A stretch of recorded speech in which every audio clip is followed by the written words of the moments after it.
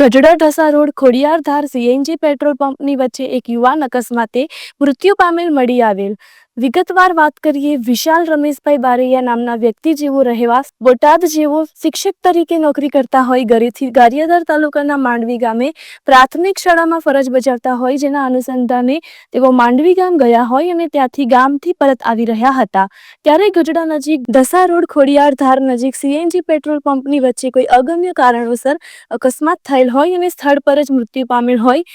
જેને ગઢડાની સરકારી referral hospital ખાતે પોસ્ટમોર્ટમ અર્થે લાવવામાં આવેલ, જે ડોક્ટર દ્વારા પોસ્ટમોર્ટમ કરવામાં આવેલ અને પોલીસ દ્વારા જરૂરી કાર્યવાહી હાથ ધરવામાં આવેલ. વધુ વાત કરીએ તો ગઢડાની અંદર સરકારી હોસ્પિટલમાં એમ્બ્યુલન્સ બંધ હાલતમાં હોય, જેથી કરીને ડેડ બોડી લઈ જવામાં પરિવારજનોને બોટાદથી સોનાવાલા હોસ્પિટલથી એમ્બ્યુલન્સ બોલાવવાની ફરજ પડી હતી. દર્દીના સંબંધીઓ દ્વારા જણાવવામાં આવ્યું હતું કે સરકારી હોસ્પિટલમાં જ્યારે જરૂર હોય ત્યારે એમ્બ્યુલન્સ બંધ હાલતમાં હોય તો સામાન્ય માણસ અહીં આવ્યો હોય અને એમ્બ્યુલન્સની જરૂર હોય તો ખૂબ જ મુશ્કેલી વેઠવી પડે છે, જેથી કરીને તાત્કાલિક ધોરણે એમ્બ્યુલન્સની સુવિધા ગઢડાની સરકારી હોસ્પિટલમાં થાય એવી અમારી માંગ છે.